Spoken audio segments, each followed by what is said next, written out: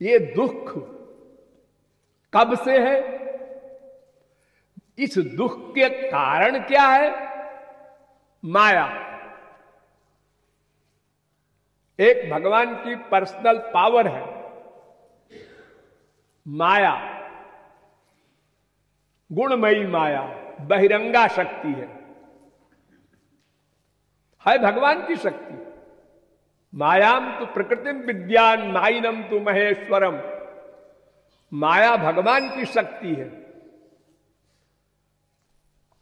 वो इतनी बलवती है, दैवी हेषा गुणमयी मम माया, वो मेरी माया है कि कोई नहीं जीत सकता।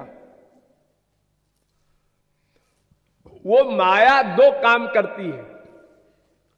एक तो हमारा अपना स्वरूप भुला देती है, अर्थात मैं आत्मा हूं ये मैं भूल गया। अपने को पुरुष, स्त्री, ब्राह्मण, क्षत्रिय, वैश्य, पंजाबी, बंगाली, मद्रासी, गुजराती ये सब मानने लगा और इस झगड़े में पड़ करके अनेक मुसीबतें मोल ले लिया हमने जानबूझ करके। मैं आत्मा हूं, ये शरीर को मैं बोलता भी हूं मेरा शरीर। क्यों जी? जब तुम्हारा शरीर तुम बोल रहे हो रोज, मेरे शरीर में दर्द है, मेरी आंख में दर्द है, मेरे कान में दर्द है, मेरा मन नहीं लग रहा है, मेरी बुद्धि भ्रष्ट हो गई थी, सब जगह तुम राह लगा रहे हो ना। हाँ, तो इसका मतलब मैं कोई और है। मेरा का मतलब मैं का। जब तुम मेरा कह रहे हो तो फिर मैं कौन है ये तुमने कभी सोचा? अरे हमको कहां फुर्सत है। अरे सोचो सोचो, मनुष्य हो, पशु पक्षी नहीं सोचेंगे, तुम ही सोच सकते हो। तुम कौन हो? कहां से आए हो? किसके हो? तुम्हारा कौन है? ये 3-4 प्रश्न को समझो तो संसार से जो अटैचमेंट है, राग है, वो हटे तो दुख भी हटे।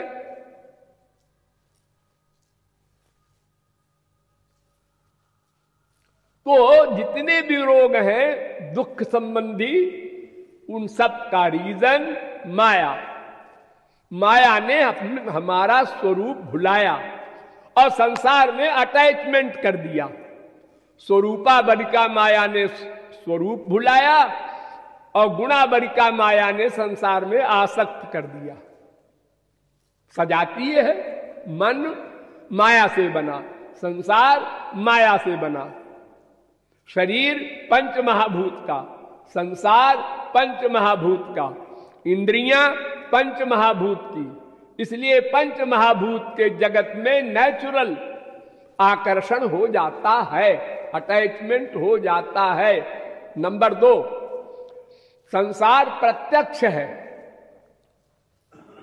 दिख रहा है, सुनाई पड़ रहा है, सूंघने में आ रहा है, रस लेने में आ रहा है, स्पर्श करने में आ रहा है। इसलिए अटैचमेंट जल्दी हो जाता है। सोचता विचारता नहीं आदमी, अनुभव करता है। कौन अनुभव नहीं करता कि सारा संसार स्वार्थ का है? अकेले में सोचे, हमारी मां, हमारा बाप, हमारा बेटा, हमारा भाई, हमारी बहन, हमारी जितने भी संसार के लोग हैं, ये स्वार्थ से प्रेम करते हैं या बिना स्वार्थ के करते हैं, ये बात अकेले में बंद कमरे में सोचने पर मूर्ख भी समझ सकता है। कि पिता ने कहा बेटा जरा पानी पिला दे, बेटा दौड़ के गया, शाबाश क्या मेरा बेटा है, श्रवण कुमार है। 5 मिनट बाद फिर हमने कहा बेटा प्रेम रस मदिरा ले आना, वो बैठा है। हमने कहा वो मदिरा किताब ला दे, फिर भी बैठा है।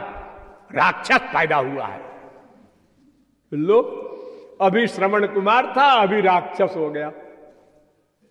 हमारे स्वार्थ की सिद्धि जो कर दे बस वो हमारा प्रिय है, अच्छा आदमी है, नेक आदमी है, भला आदमी है, भला बाप है, भली मां है, भली बीबी है, और हमारा काम जो न करे, हमारे स्वार्थ की पूर्ति न करे, वो खराब है। लेकिन ये जानते हुए, मानते हुए भी हम राग नहीं छोड़ते, ये आश्चर्य। युधिष्ठिर से 60 सवाल किया यक्ष ने। एक बार पांडवों को प्यास लगी तो युधिष्ठिर ने कहा सब भाइयों की, जाओ भाई पानी ले आओ, यहां पास में सरोवर है। तो जो पानी लेने गया और पानी में घुसा तो पानी के अंदर एक यक्ष था। वो प्रकट होकर बोला, देखो हमारे 60 क्वेश्चंस हैं, 60 सवालों के जवाब दे दो, नहीं मैं तुमको खींच ले जाऊंगा पानी के अंदर। तो भीमसेन अकड़ गए, क्या बकता है, लगाऊंगा एक झापड़। उसने खींच लिया। थोड़ी देर में नकुल सहदेव को भेजा, वो भी अकड़ गए, उनको भी खींच लिया। अर्जुन गए,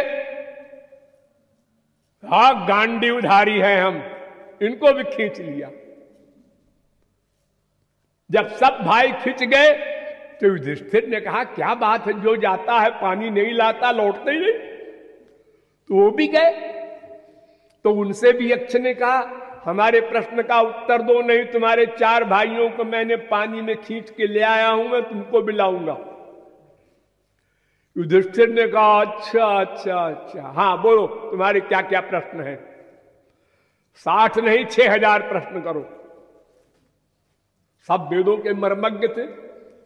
तो उसमें पहला क्वेश्चन किया किम आश्चर्यम, संसार में ताज्जुब क्या है, सबसे बड़ा आश्चर्य क्या है। तो युधिष्ठिर ने उत्तर दिया अहन्यहानि भूतानि गच्छन्ति हे जमालयम शेषा स्थिरत्वमिच्छन्त किम आश्चर्यमतः परम। क्षण क्षण में लोग मर रहे हैं, शरीर छोड़ रहे हैं, लेकिन जो बचे हुए हैं वो अपने को अमर समझते हैं। कंधे पर ले जा रहे हैं बेटे की लाश, बाप की लाश, भाई की लाश, राम नाम सत्य बोलते भी जा रहे हैं। लेकिन अगर वही बेटा, वही बाप, वही भाई मरा हुआ रास्ते में उठ के बैठ जाए तो अब मत बोलो राम नाम सत्य है, अब बोलो बेटा सत्य है। कोई नहीं बोलेगा राम नाम सत्य है। यह आश्चर्य है सबसे बड़ा कि रोज देखते हुए भी, अनुभव करते हुए भी, और संसार की नश्वरता पर, मानव देह की नश्वरता पर विश्वास नहीं है। अन्यथा वो सोचे कि मैं भी तो जा सकता हूं, कल सवेरा हो ना हो हमारे लिए भी। न स्व उपासित, वेद कह रहा है अरे कल करेंगे, कल करेंगे मत सोचो, मत कहो, आज ही करो, अभी करो। ये शरीर नश्वर है। जिसने उद्धार किया, अनंत जन्म हमारे क्यों खराब हुए। तमाम जन्मों में हमने महापुरुषों का लेक्चर सुना है, समझा है,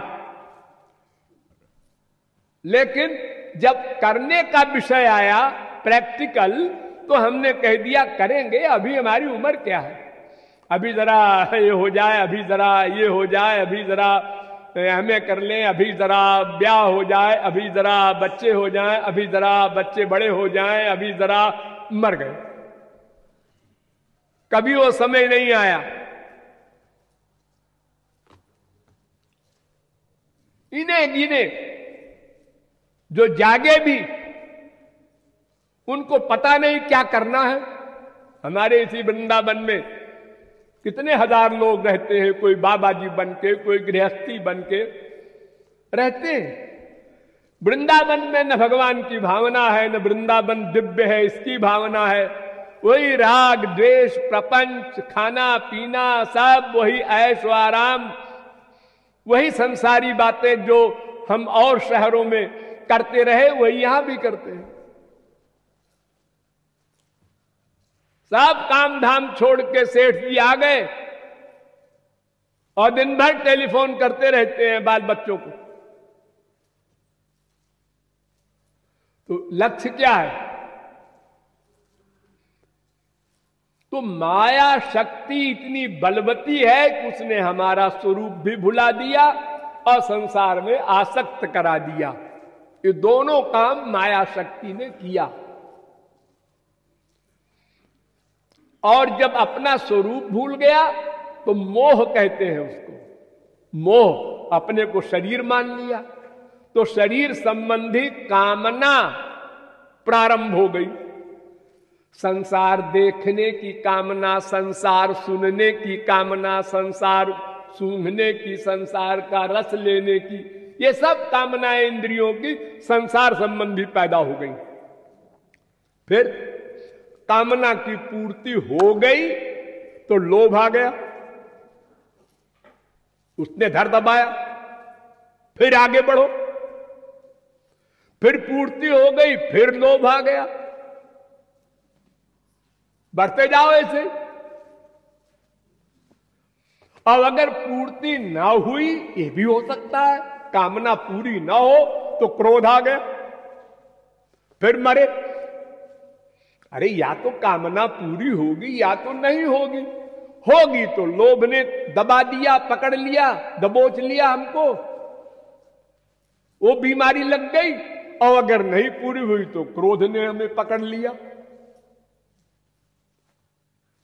दोनों प्रकार से हम मर गए। हम भगवान से भी आशा करते हैं कि वो हमारी इच्छा पूरी करे। देखो, इच्छा बनाना मना है ईश्वरीय क्षेत्र में, वहां भी हम नहीं मानते। वहां भी इच्छा बनाते हैं, गुरु के यहां भी इच्छा बनाते हैं। हमारी बात नहीं माना गुरु जी ने, हमारी बात नहीं पूरी की भगवान ने, अश्रद्धा हो गई, नामापराध तक कर जाता है। तो ये जितना भी रोग है, दुख है, काम क्रोध लोभ मोह, इन सब की जननी है माया। वो माया भगवान की शक्ति है, इसलिए वो हमारी शक्ति के आगे, वो इतनी बड़ी शक्ति है कि हमारी शक्ति कुछ है ही नहीं, समझो नथिंग है। बड़े बड़े योगींद्र मुनींद्र तपस्या करने वाले जो सृष्टि कर देने की सामर्थ्य रखते थे, विश्वामित्र वगैरह, पराशर वगैरह, वे भी माया से मुग्ध हो गए, मुक्त नहीं हो पाए। तो फिर नर पामर करके तक की बात आ, हम कौन सी पावर लेकर के माया को चैलेंज करेंगे। अरे माया को जीतने का मतलब भगवान को जीतना, यो समझो संक्षेप में। अगर किसी ने किसी साधना से माया को जीत लिया तो इसका मतलब भगवान को जीत लिया। इतनी बलवती है माया। तो जब माया नहीं जाएगी तो दुख भी नहीं जाएगा। दुख निवृत्ति कैसे होगी? और जब दुख निवृत्ति नहीं कर सकते हम तो आनंद प्राप्ति, दिव्यानंद प्राप्ति वो कैसे होगी? होगी फिर बताएंगे हम।